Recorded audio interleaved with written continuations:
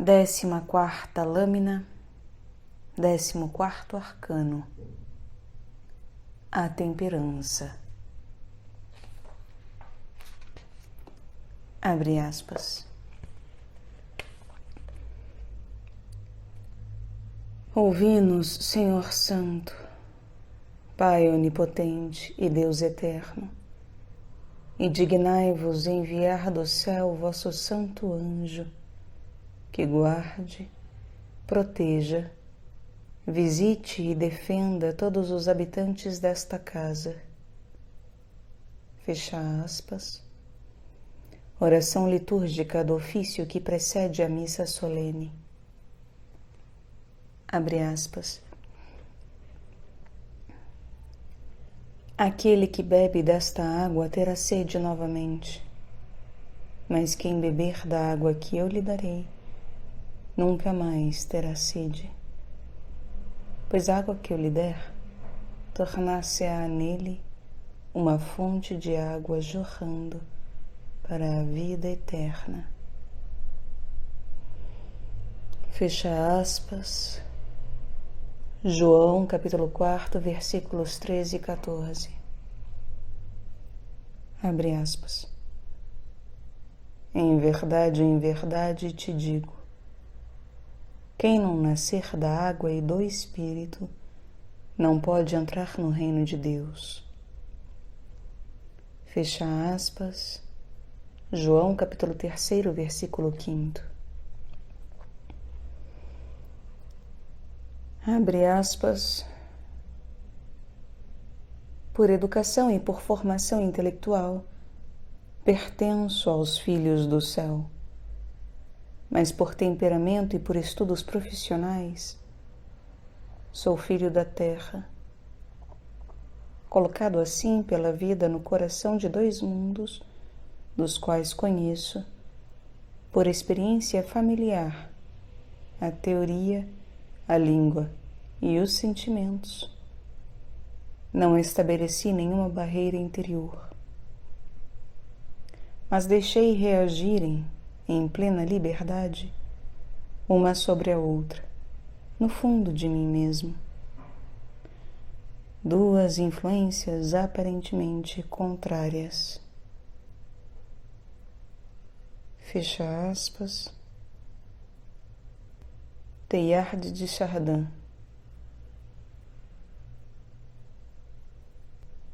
Caro amigo desconhecido,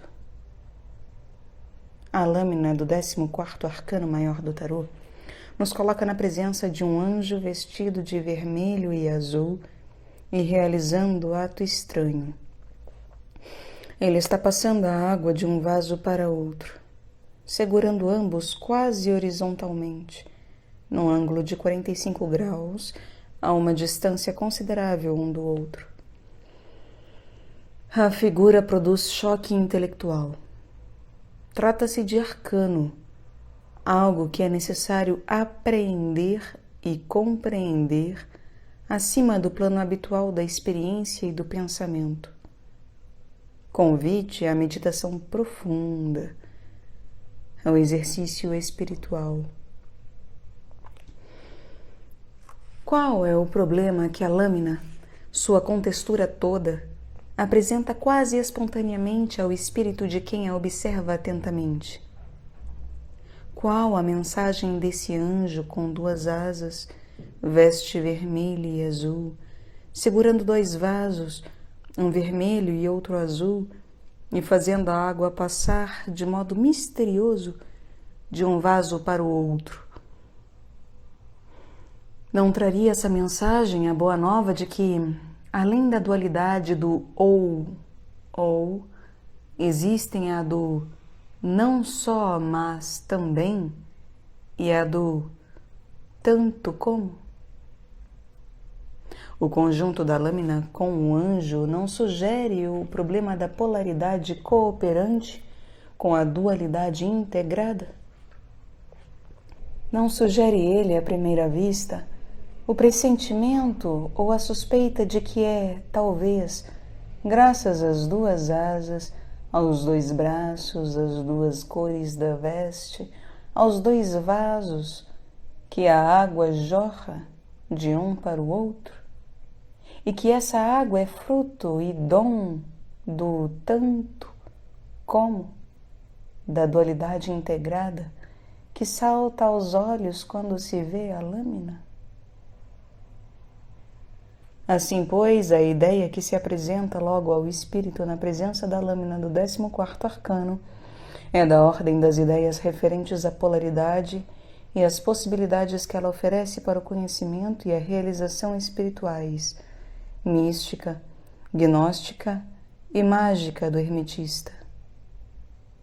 Nas cartas precedentes já falamos, sob diversos aspectos, da dupla polaridade, a do polemos, guerra, que produz a energia da ordem elétrica, e a da cooperação, ou paz, que dá o impulso à força da ordem vital.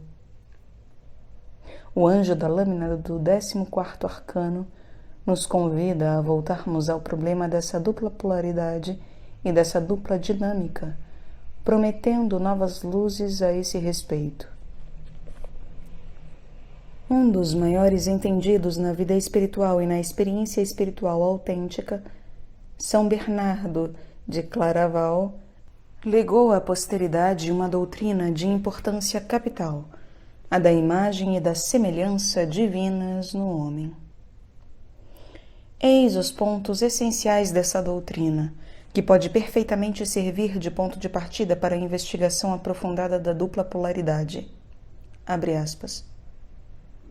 Deus fez o homem à sua imagem e semelhança. Gênesis capítulo 1, versículo 26. No primeiro homem, antes do pecado original, a imagem e a semelhança divinas coincidiam. Mas essa coincidência não continuou depois do pecado. A imagem permaneceu intacta, mas a semelhança inicial se perdeu.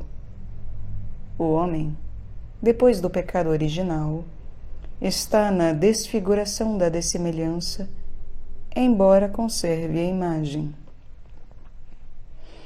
O homem foi feito à imagem e à semelhança de Deus. Pela imagem, ele tem a liberdade do arbítrio e, pela semelhança, as virtudes. A semelhança foi destruída, mas o homem conserva a imagem. A imagem pode queimar-se na geena, mas não consumir-se. Ela está ferida, mas não destruída. Por tal destino, ela não é abolida, mas subsiste. Onde a alma estiver, aí estará também a imagem. O mesmo não acontece com a semelhança. Ela permanece na alma que faz o bem. A alma que peca se assemelha aos animais desprovidos de inteligência. Fecha aspas. Isso diz São Bernardo no sermão sobre a anunciação da bem-aventurada Virgem Maria. A imagem é, portanto, segundo São Bernardo, a estrutura essencial do ser humano, e a semelhança é o conjunto das funções, ou a estrutura funcional. O fundamento inalienável e inamovível da liberdade é a estrutura essencial e indestrutível do homem.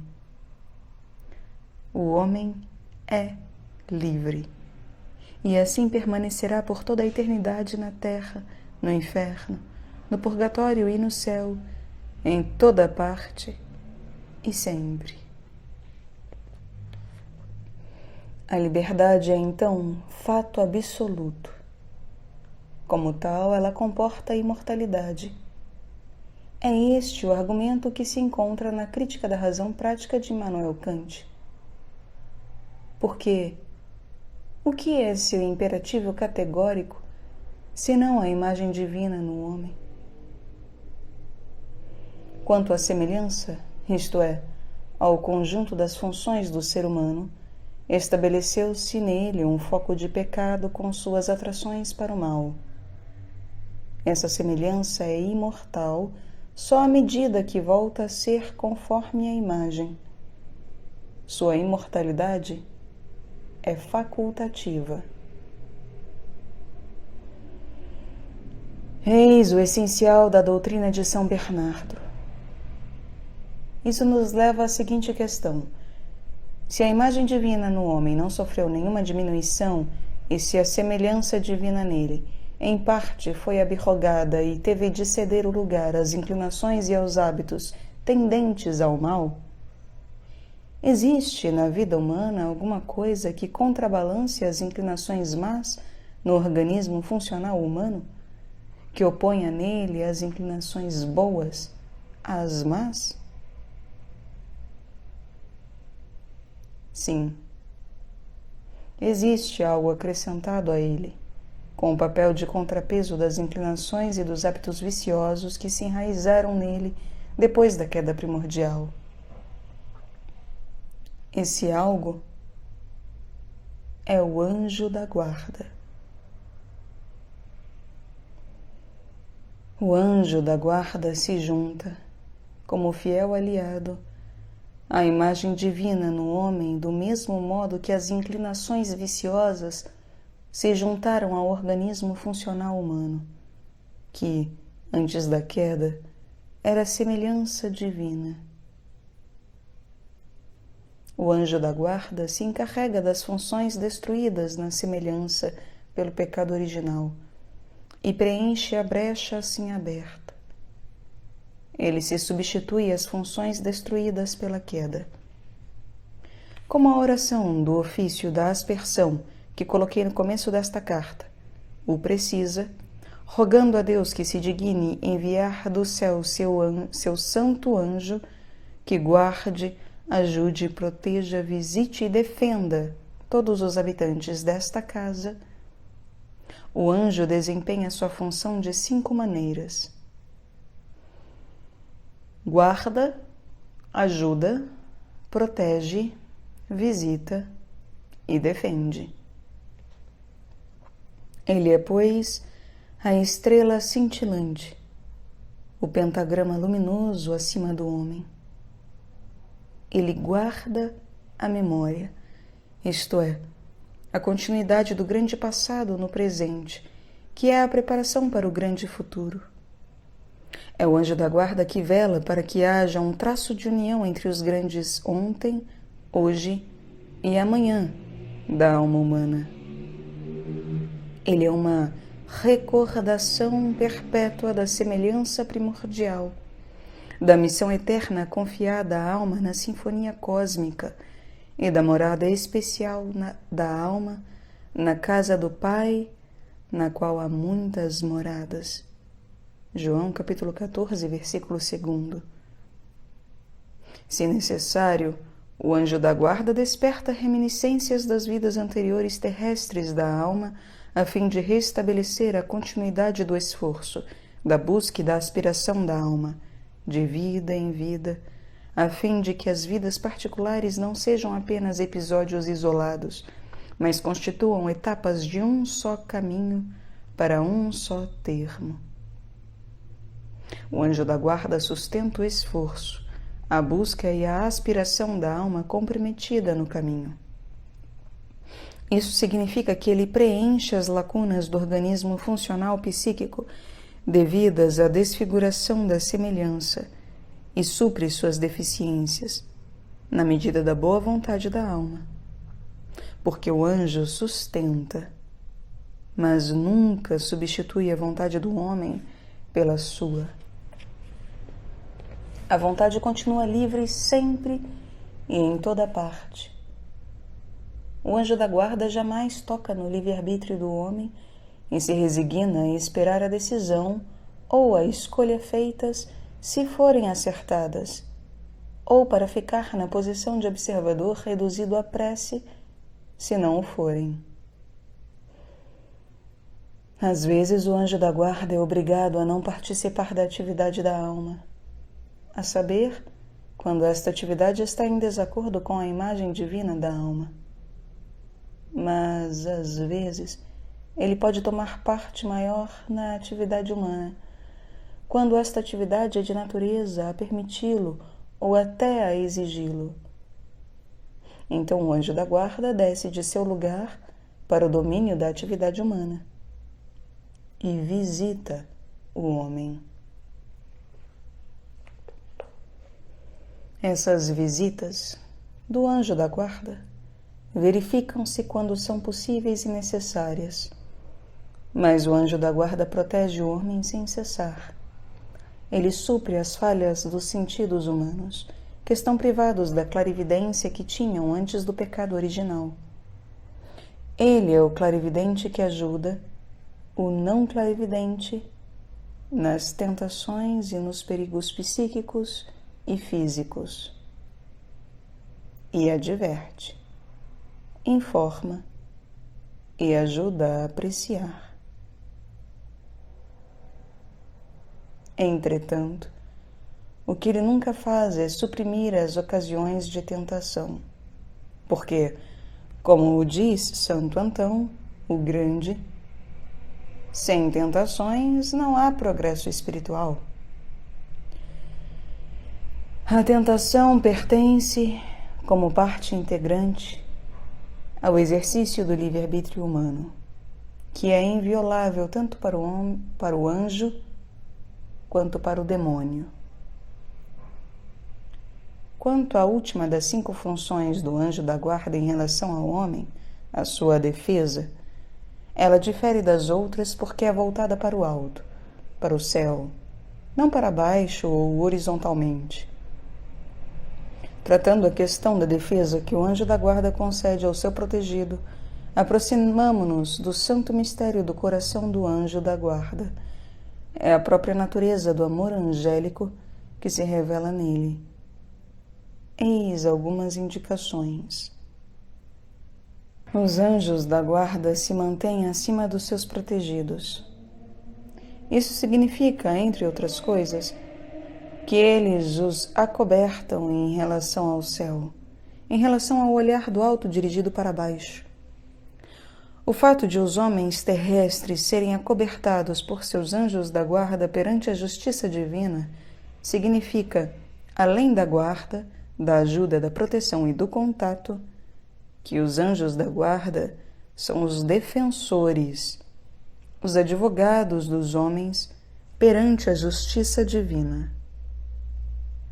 Como Moisés, que disse ao Eterno, quando os filhos de Israel cometeram o pecado mortal de preferir um Deus de ouro ao Deus vivo, perdoa agora seu pecado, do contrário, apaga-me do teu livro que escreveste.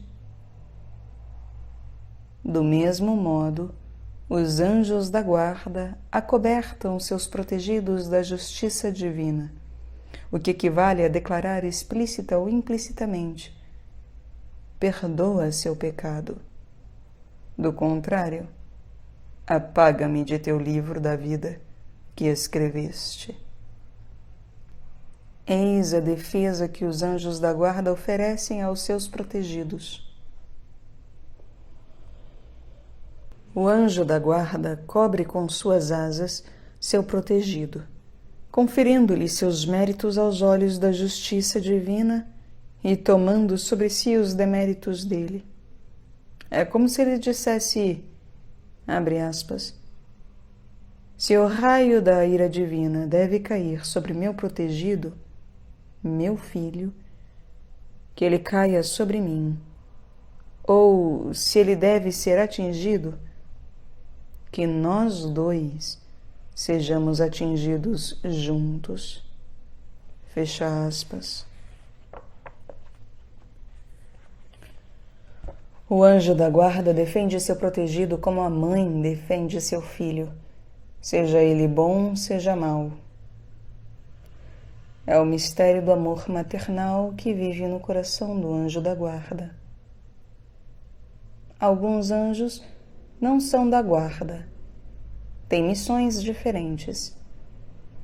Mas os anjos da guarda, enquanto tais, são mães de seus protegidos. Assim, a arte tradicional os apresenta como mulheres aladas. Por isso, a lâmina do 14º arcano o representa francamente como mulher alada, vestido com roupa de mulher, azul e vermelha.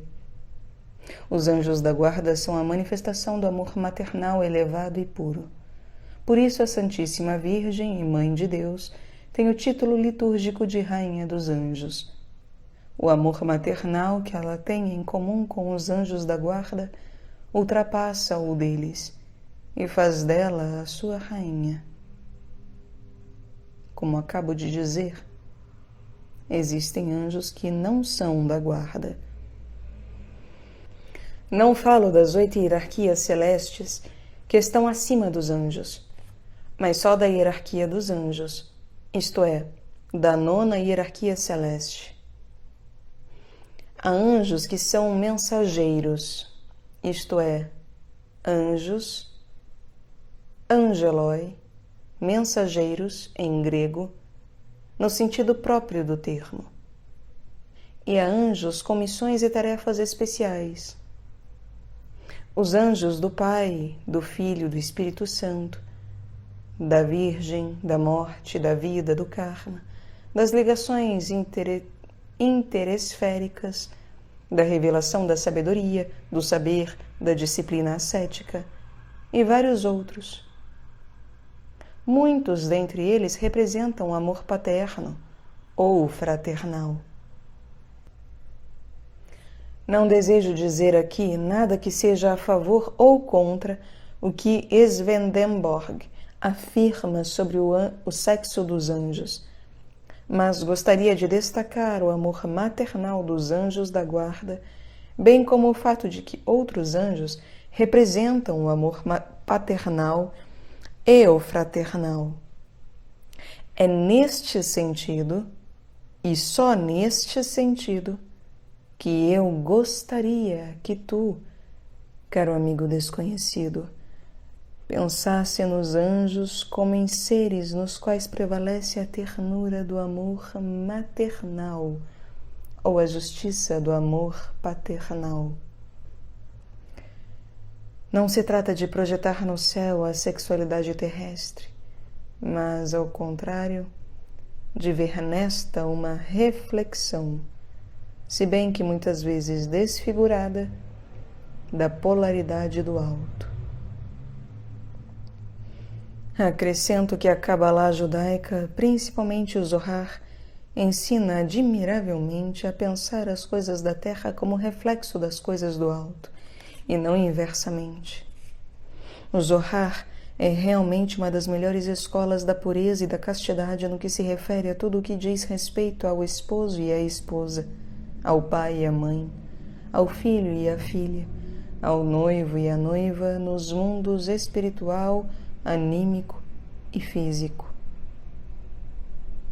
A verdadeira castidade não consiste em se recusar a olhar e ver, ou mesmo em se negar, mas em se verem os protótipos celestes através e acima das coisas da terra. É essa castidade que se encontra e se aprende no Zohar, o livro do esplendor da Cabalá judaica. Voltemos, porém, aos anjos da guarda. Os anjos, inclusive os anjos da guarda, vivem e se movem exclusivamente na vertical. A subida e a descida constituem a lei de sua vida, a sua respiração. Eles sobem para Deus e descem para a humanidade. Costuma-se dizer que os anjos estão na contemplação perpétua de Deus. É verdade, se entendermos por contemplação o fato de eles estarem em contato permanente com a Santíssima Trindade e ofuscados pela sua luz. A contemplação dos anjos é a contemplação escura, da qual fala São João da Cruz. Eles estão unidos substancialmente a Deus, mas não o veem. Quanto aos anjos da guarda, não se veem um ao outro, nem veem os seres das outras hierarquias, arcanjos, principados, potestades, virtudes, dominações, tronos, querubins e serafins. porque a presença da luz transcendente divina neles envolve em trevas a sua percepção das esferas intermediárias entre Deus e a humanidade. A esfera que eles veem é a da humanidade, ou melhor, as esferas de seus protegidos, nas quais eles exercem a clarividência, da qual o homem, que a perdeu, tem necessidade para sua proteção. É nessa esfera também que os anjos descobrem a genialidade da compreensão sintética e profunda sem igual que lhes valeu, da parte dos homens, o atributo de oniscientes. Eles são os oniscientes, mas a facilidade com a qual se orientam nas coisas humanas e as apreendem, e, a esse contato, a sua sabedoria obscura divina resplandece, impressionou tantos que tiveram a experiência do encontro consciente com eles, que os levou a considerá-los oniscientes. É a impressão recebida do contato com os anjos que o termo gênio deve seu conteúdo primeiro, a saber, o da inteligência sobre-humana. Mas, e ao lado trágico da existência angélica, essa genialidade só brilha quando o homem tem necessidade dela, quando ele dá motivo para o jorro de suas luzes. O anjo depende do homem em sua atividade criadora. Se o homem não lhe pede, se afasta dele, não há nenhuma razão para que ele exerça sua atividade criadora. Ele pode então cair no estado de consciência, no qual toda sua genialidade criadora permanece em potência e não se manifesta. Nesse estado, que do ponto de vista humano pode ser comparado ao sono, ele vegeta. Um anjo que existe para nada é tragédia no mundo espiritual. Pensa, pois, caro amigo desconhecido, pensa no anjo da guarda quando tiveres problemas ou questões a resolver, tarefas a cumprir, planos a formar, preocupações e temores a acalmar. Pensa nele como na nuvem luminosa do amor maternal acima de ti, movido só pelo desejo de te servir e de te ser útil. Não permitas que surjam em ti escrúpulos, nobres, aliás, que te façam temer que, dirigindo-te ao anjo da guarda, deixas intercalar-se entre ti e Deus um ser que não é Deus e que te leva a abandonar a aspiração ao contato imediato entre a alma e Deus, ao toque direto e autêntico de Deus, sem intermediário. Jamais o anjo da guarda se interporá entre tua alma e Deus, de maneira a entravar, por pouco que seja, os acontecimentos do Cântico dos Cânticos, entre tua alma e Deus. Ele só cuida de tornar possíveis esses toques imediatos e autênticos, de dispor tua alma para recebê-los, e se retira logo que o Senhor dele e teu se aproxima de tua alma. Em suma, o anjo da guarda é a amiga da esposa nas núpcias espirituais da alma e Deus. O amigo do esposo, que preparava o caminho do Senhor e aplanava suas veredas, obedecia à lei do amigo do esposo, segundo a qual é necessário que ele cresça e eu diminua. A amiga da esposa, que prepara o caminho do Senhor e aplana suas veredas, obedece à mesma lei. O anjo da guarda se retira quando se aproxima alguém maior do que ele. No hermetismo cristão, isso se chama libertação do anjo da guarda ele é libertado, muitas vezes para missões novas, quando a alma já adquiriu, em sua parte de semelhança, a disposição para a experiência mais íntima e mais imediata do divino. Experiência essa que corresponde a outro grau hierárquico. O anjo da guarda libertado é então substituído pelo arcanjo. As pessoas cujo guarda é o arcanjo não só têm experiências novas do divino em sua vida interior, mas também recebem vocação objetiva nova. Tornam-se representantes de grupo humano, de nação ou de comunidade kármica humana. O que significa que, daí por diante, as suas ações não serão mais só pessoais, mas terão ao mesmo tempo a significação e o valor das da comunidade humana que representam.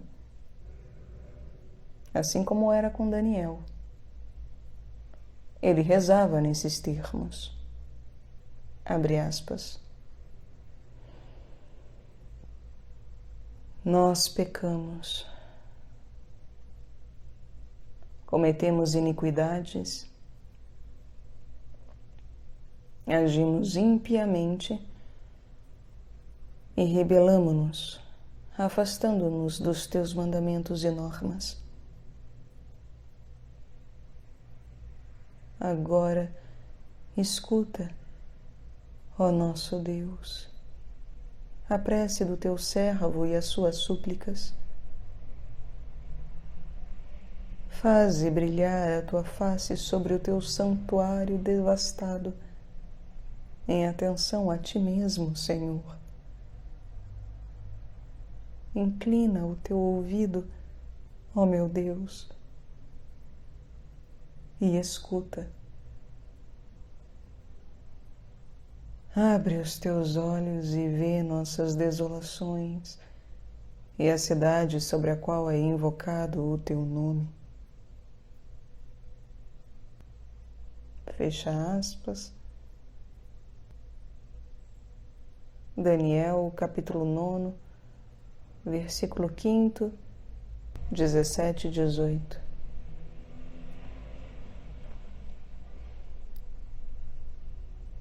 Ele falava e agia não só em seu nome, mas também e principalmente em nome do povo de Israel.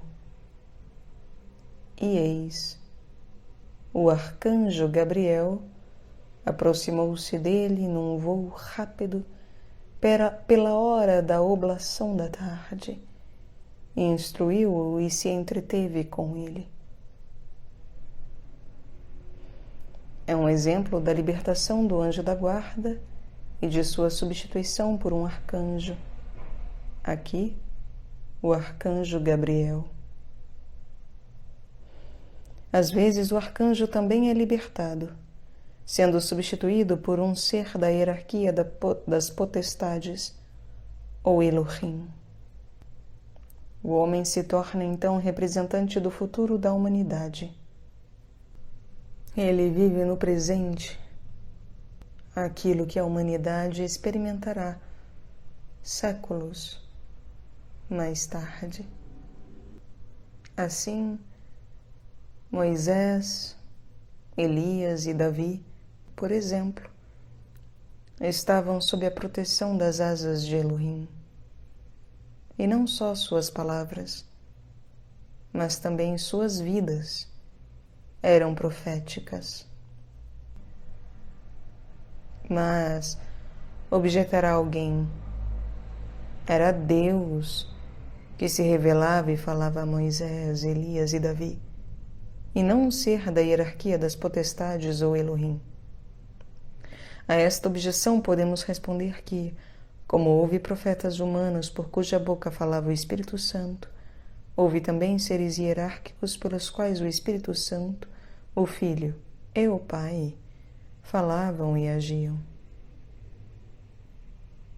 Assim, os 3 anjos que aparecem a Abraão ao meio-dia falavam e agiam como a Santíssima Trindade, o Pai, o Filho e o Espírito Santo. Era então a Santíssima Trindade que falava, por eles, a Abraão.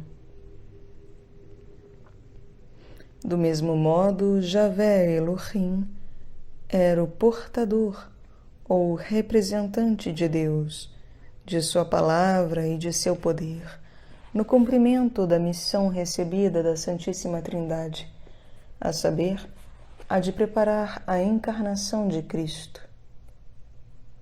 Enquanto representante plenipotenciário de Deus, Javé Elohim realizava o desígnio providencial da encarnação. Enquanto Elohim, ou potestade, agia como guarda de Moisés, de Elias e de Davi. Enfim, também Elohim guarda pode ser libertado, sendo substituído por um ser da primeira hierarquia, por um serafim. Foi assim com São Francisco de Assis. O serafim que lhe transmitiu o ensinamento da crucifixão que lhe valeu os estigmas era seu guarda. Por isso, São Francisco representa mais que a humanidade. Representa a humanidade divinizada, o homem-Deus, o próprio Jesus Cristo. Os estigmas nem sempre são visíveis. Há estigmas, por assim dizer, voltados para fora, e estigmas voltados para dentro. Mas todos os que estão sob a guarda de serafim têm estigmas visíveis ou invisíveis, porque eles representam Cristo. Dos estigmas do ponto de vista prático, tratamos na quinta carta, sobre o arcano o Papa. Não convém tratá-los teoricamente. O respeito me proíbe de fazê-lo. Eis o que São João da Cruz diz sobre os estigmas de São Francisco. Abre aspas. Quando a alma está abrasada do amor de Deus, acontece que ela se sente atacada interiormente por um serafim. Esse espírito celeste, armado de uma flecha ou de um dardo abrasado do fogo do amor, transpassa a alma, que já está toda em fogo como brasa, ou que antes já é uma chama. Ele a queima de maneira sublime e, ao mesmo tempo, a transpassa com o seu dardo. Por isso, quando a alma é ferida por esse dardo inflamado, sente uma chaga de delícias inexprimíveis.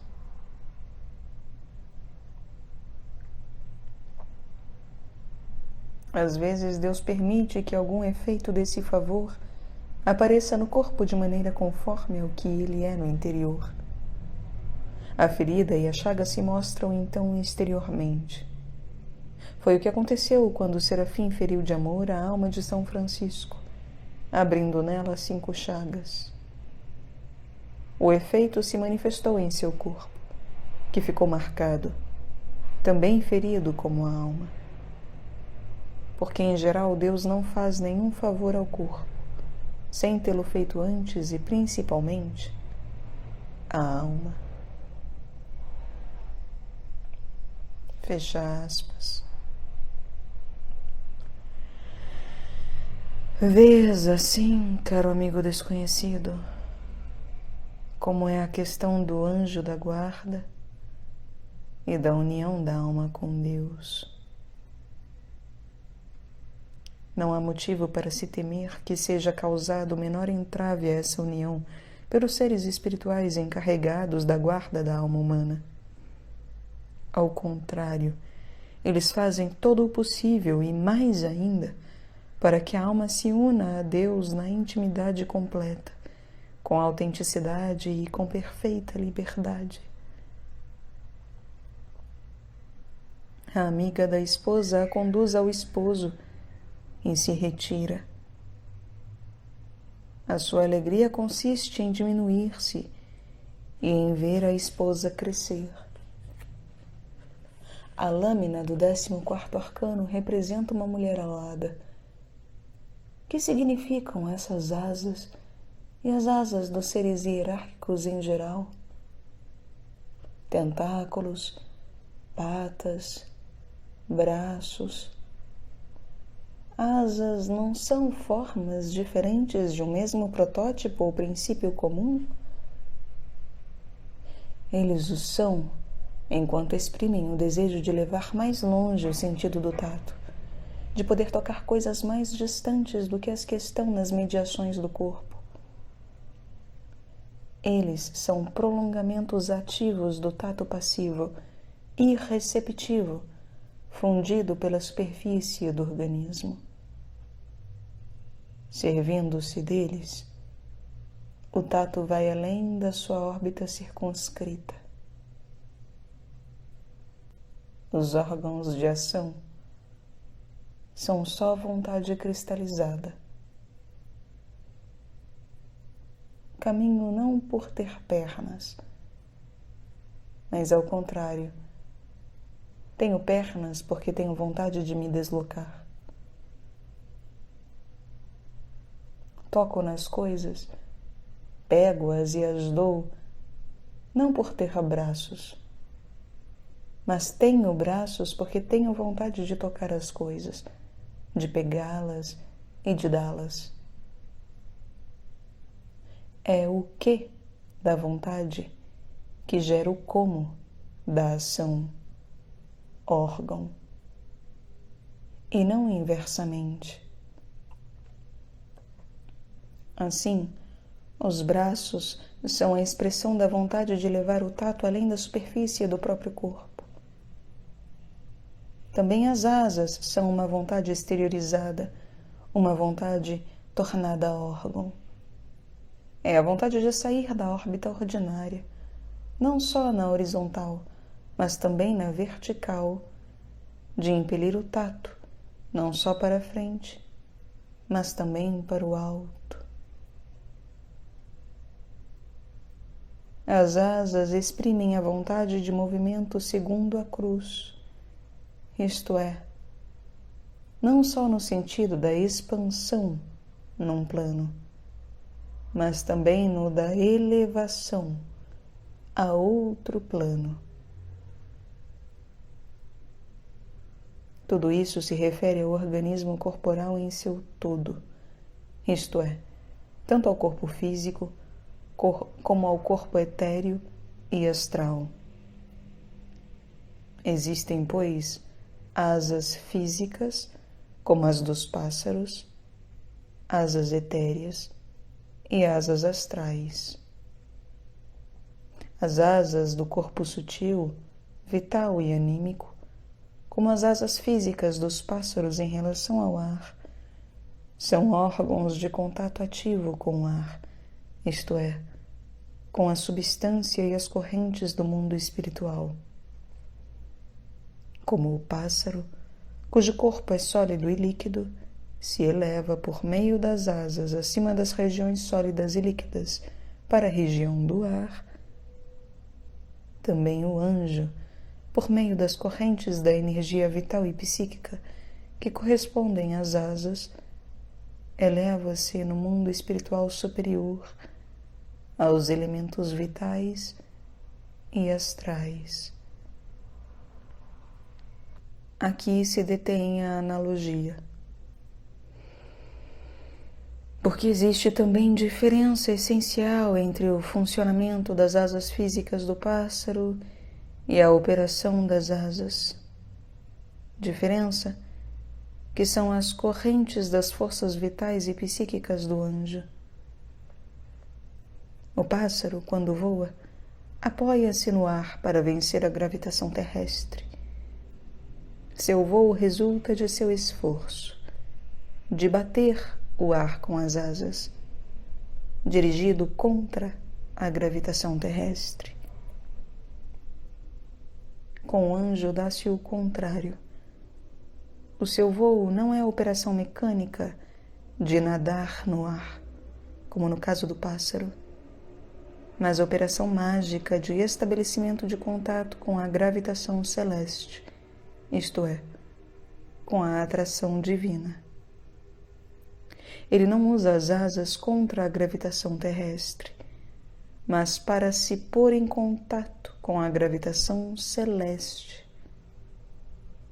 São os toques do amor divino que o anjo procura e encontra por meio de suas asas e que o elevam em êxtase a uma esfera superior. De forma lapidar, poderíamos dizer: o pássaro voa batendo as asas contra o ar, apoiando-se no ar. O anjo voa imobilizando suas asas depois de ter tocado em Deus. O pássaro voa graças ao ar. O anjo voa graças a Deus. Em outras palavras, as asas do anjo constituem suas ligações quase orgânicas com Deus. Suas ligações, porque elas são duas. Uma asa o mantém em contato com o entendimento divino. A outra, com a imaginação ou a memória divina. As duas asas se referem, pois, aos aspectos contemplativos e criadores de Deus, os quais, por sua vez, correspondem à imagem e à semelhança divinas no homem, das quais fala o Gênesis.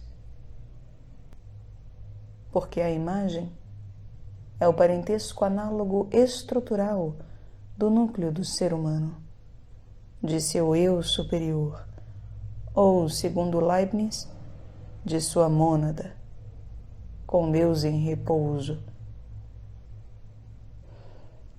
Ao passo que a semelhança é o parentesco análogo funcional do ser humano, isto é, de suas três faculdades: entendimento, imaginação e vontade, com Deus em ação. As duas asas do anjo são suas ligações com o Shabat eterno e com a criatividade eterna de Deus, ou, em outros termos, com a gnose divina e com a magia divina. Por meio da asa gnóstica ou esquerda, o anjo está em contemplação da sabedoria divina, e por meio da asa mágica ou direita, está ativo na qualidade de mensageiro ou de anjo. Eis o princípio da polaridade subjacente na dualidade das asas. Esse princípio é válido também para os anjos e seres de outras hierarquias espirituais que têm mais de duas asas, 16, por exemplo. O estudo desse princípio caberá a uma futura ciência da angelologia, ramo da teologia mística, que devemos esperar que se desenvolva e cujos primeiros contornos foram traçados por São Dionísio Areopagita ou Pseudo-Dionísio, expressão pela qual os letrados designam o fundador da teologia mística. Ela tem por objeto descobrir a razão ou as razões da pluralidade das asas em alguns seres angélicos. Quanto a nós, devemos limitar-nos à explicação geral das duas asas dos anjos, lembrando-nos de que se trata aqui de meditação sobre o 14º arcano do tarô, cuja lâmina representa um ser com duas asas. Segundo a tradição, existem também homens dotados de asas.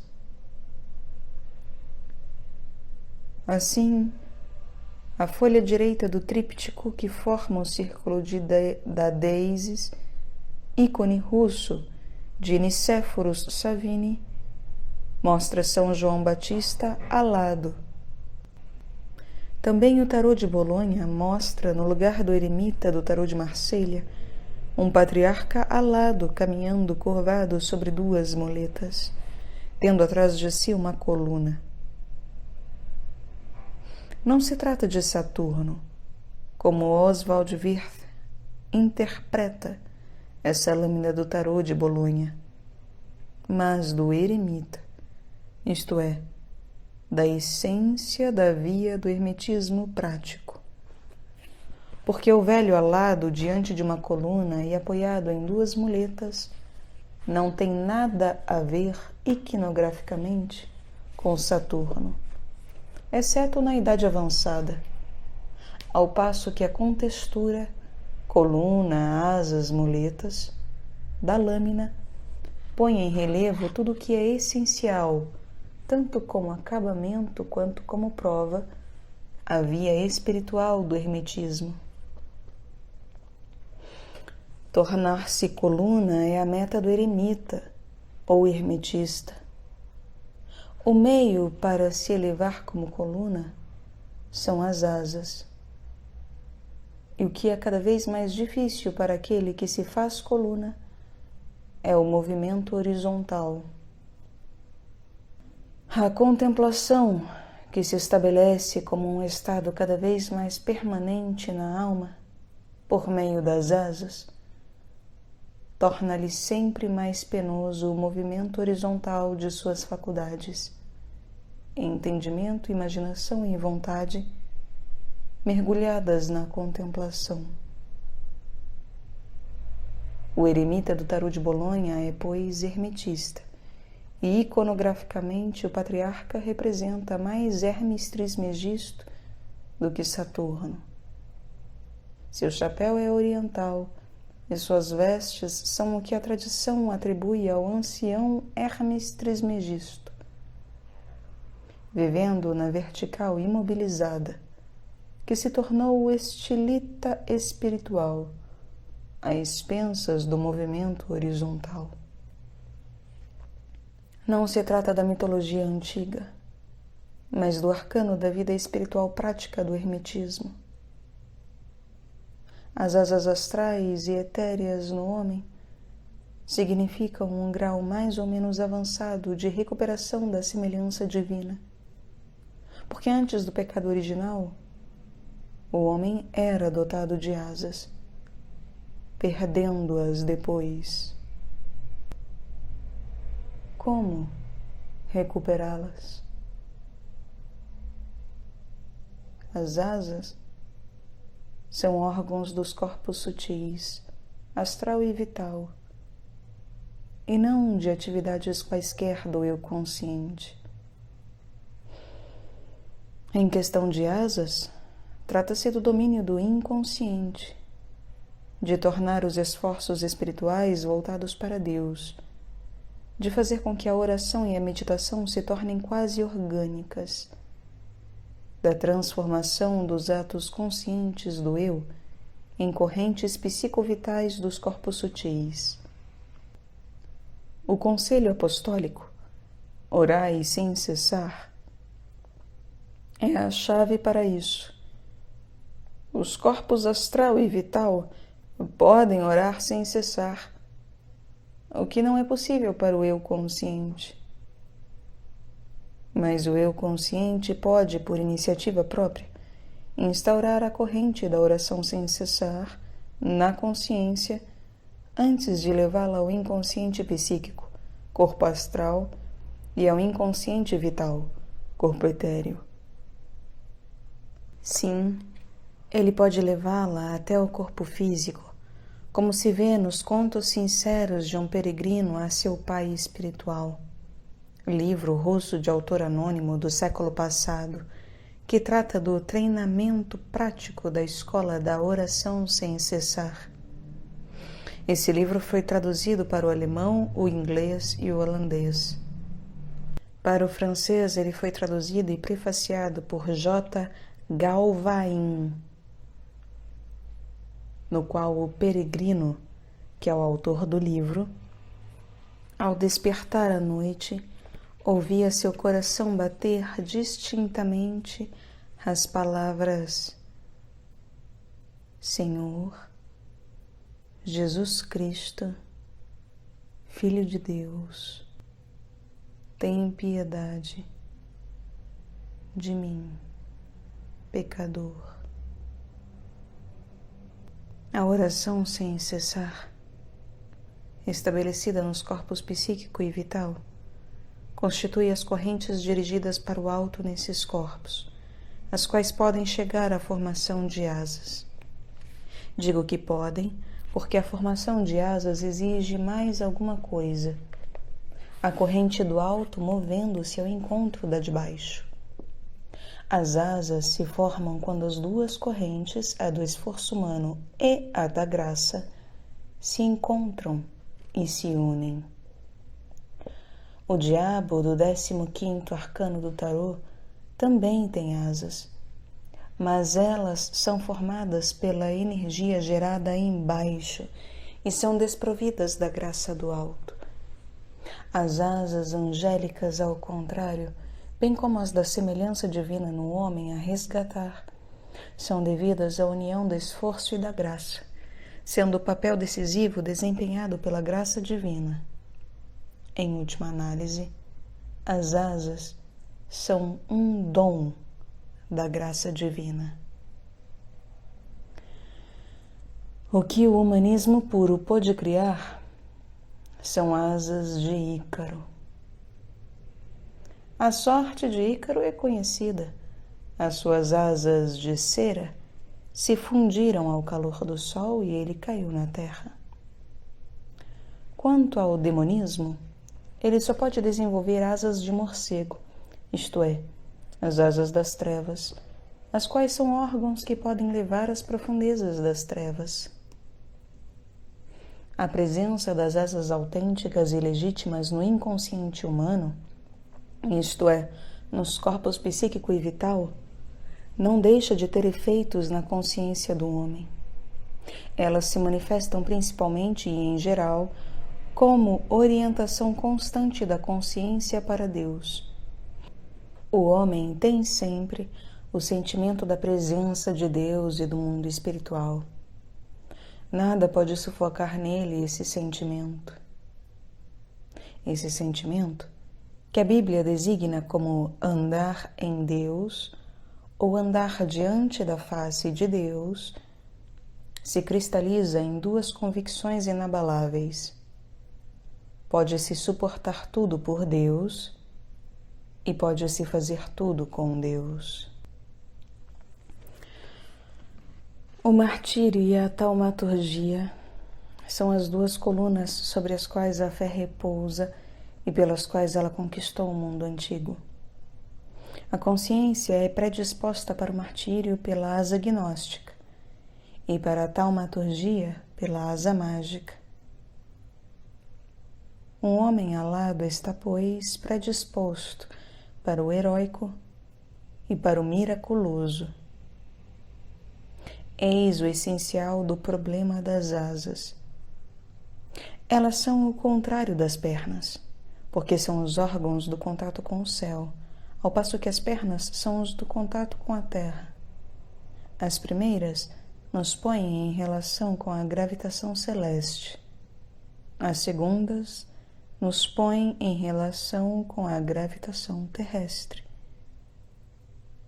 Quanto aos braços, e o anjo da lâmina do 14º arcano tem braços, eles estão em relação com a horizontal, isto é, com os campos de atração mútua dos seres que se encontram. Se a lei das asas é o amor de Deus, a dos braços é o amor do próximo. E a lei das pernas é o amor da natureza terrestre. O anjo da lâmina tem nas mãos 2 vasos unidos pela corrente de água. Encontramo-nos assim no coração do problema dos fluidos.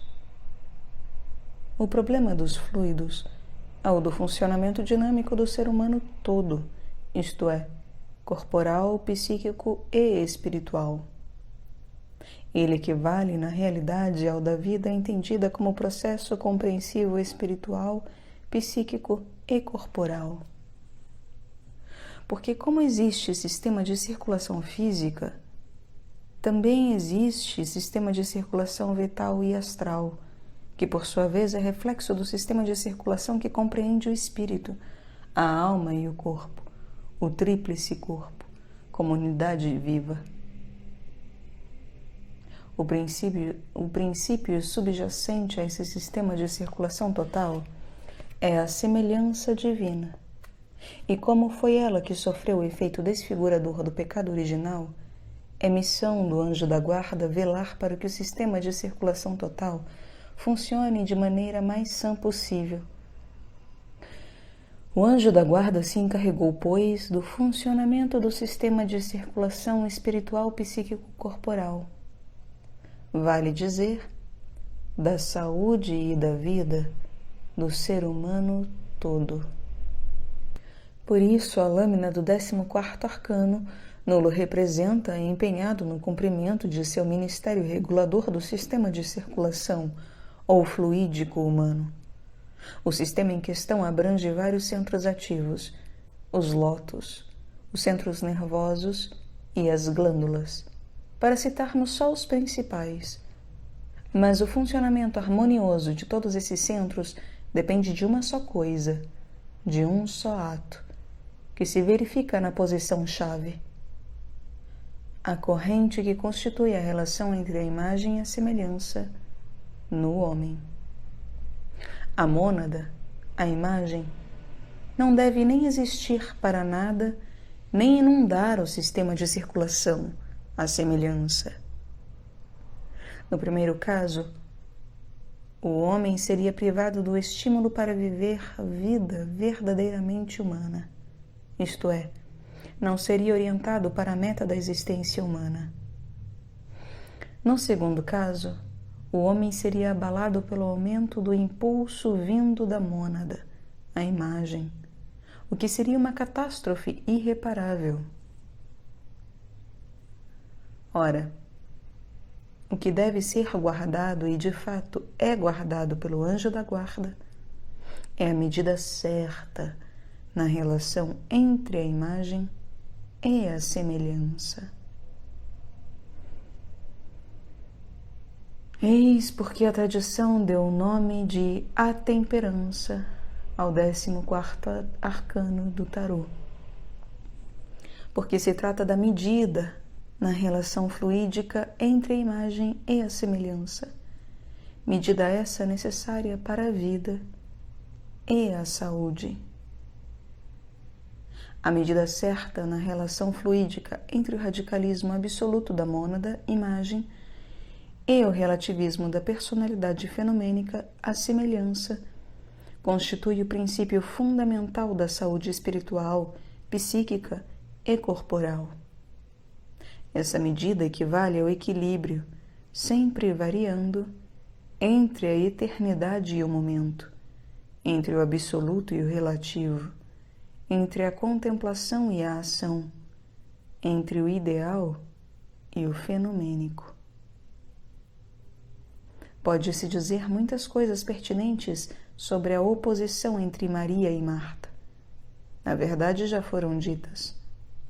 Mas nós viveremos vida sã somente na medida que as duas irmãs estiverem presentes em nós e forem ativas como irmãs, enquanto colaborarem, tendo em vista o terceiro. Ninguém pode dispensar em si a presença de Maria e Marta e permanecer são de espírito, de alma e de corpo. Ora elabora, ora e trabalha, não pode ser substituído por nenhuma outra fórmula, porque não se pode viver sem contemplação, nem sem ação. É o que Krishna, na Bhagavad Gita, fez Arjuna compreender. Abre aspas.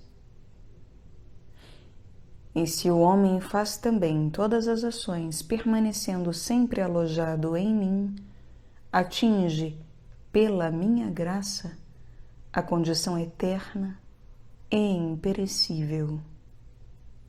Fecha aspas. É o que também São Bernardo valorizou em sua reforma, na qual a contemplação e o trabalho foram unidos. Foi o que ele propôs à cavalaria cristã em sua pregação de Segunda Cruzada e na regra que deu à Ordem dos Templários. Em nossos dias, muitos criticam o santo por ter aprovado e encorajado a cruzada, mas ele não fez nada mais do que apelar para os arjunos cristãos no campo do novo Kurukshetra, no qual os dois exércitos, o do Islã e o da cristandade, já se tinham enfrentado numa luta sem tréguas alguns séculos antes. A batalha começou no século VII de nossa era, quando os árabes invadiram os países cristãos do Oriente. Carlos Martel os repeliu em Poitiers. Com essa vitória, ele salvou a civilização cristã do Ocidente da conquista muçulmana. Deveria ele contentar-se com ter salvo o núcleo do Ocidente e tomar apenas a atitude defensiva, exemplo do Império Bizantino que, em seguida, aos poucos, foi totalmente conquistado pelos muçulmanos? No século XII, a grande batalha ainda estava em andamento. Pode-se exigir que São Bernardo pregasse o abandono da Terra Santa aos muçulmanos e o início de uma nova era de coexistência pacífica, em detrimento dos países nos quais se encontrava o berço do cristianismo? Seja o que for no que diz respeito às cruzadas, São Bernardo exigiu não só a contemplação ativa para os monges, mas também a atividade contemplativa para os cavaleiros, como Krishna o havia feito mais de 15 séculos antes. Um e outro o fizeram porque sabiam que o homem é ser contemplativo e ativo ao mesmo tempo, que a fé sem as obras é morta, assim como são mortas as obras sem a fé. Na teoria, tudo isso é claro como a luz do dia. Na prática, não acontece o mesmo. A prática comporta um arcano, um tato íntimo, que é o 14º arcano maior do tarô, a temperança.